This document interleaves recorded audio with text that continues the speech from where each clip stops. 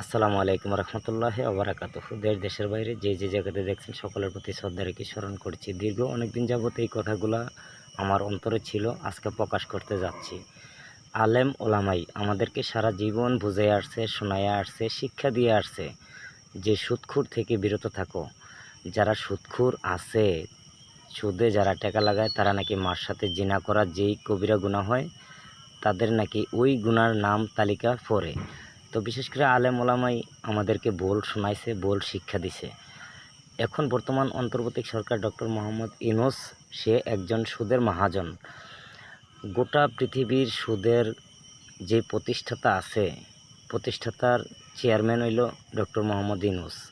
তো বিশেষ করে আলেম ওলামেরা এখন কোথায়? আলেম ওলামাই যে সাধারণ শ্রেণীর জনগণকে এত শিক্ষা দিল যে সুদখোর থেকে বিরত থাকার জন্য, তো এখন যে বাংলাদেশ পরিচালনা করতেছে সুদের মহাজন, এখন গর্জে উঠছে না কেন?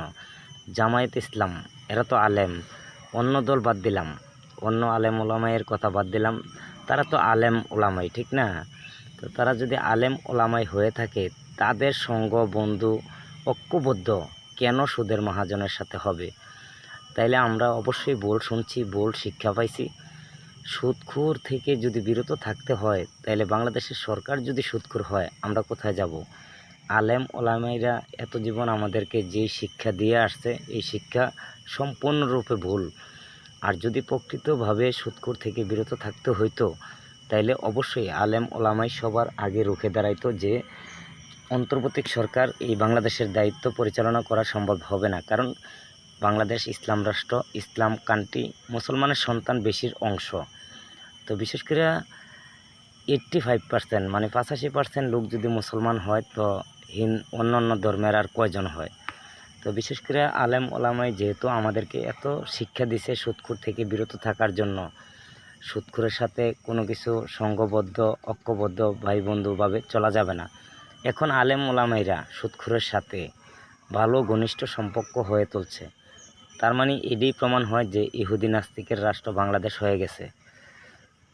আর যদি ইহুদি নাস্তিকের দেশ নাই হইতো, তাইলে আলেম ওলামাই অন্ততপক্ষে এই সুদখোরের বিরুদ্ধে রুখে দাঁড়াইতো, প্রতিবাদ করত, নিন্দা দিত। যারা প্রতিবাদ দিব, ঘৃণা দিব, নিন্দা দিব, তারা এখন ইউনূসের বন্ধু। ইউনূসের সাথে তাল মিলিয়ে কিভাবে এত কিছু কাজ করতেছে একমাত্র আল্লাহ রাব্বুল আলামিন জানেন। দেখেন, যদি আলেম ওলামাই যদি রুখে দাঁড়াইতো, তাইলে এত দুর্নীতি বাংলাদেশের মাটিতে হইতো না। এই বিষয়ে কে দেখবে, কার কাছে জানাবো? ন্যায্য বিচার মরে গেছে বাংলাদেশ।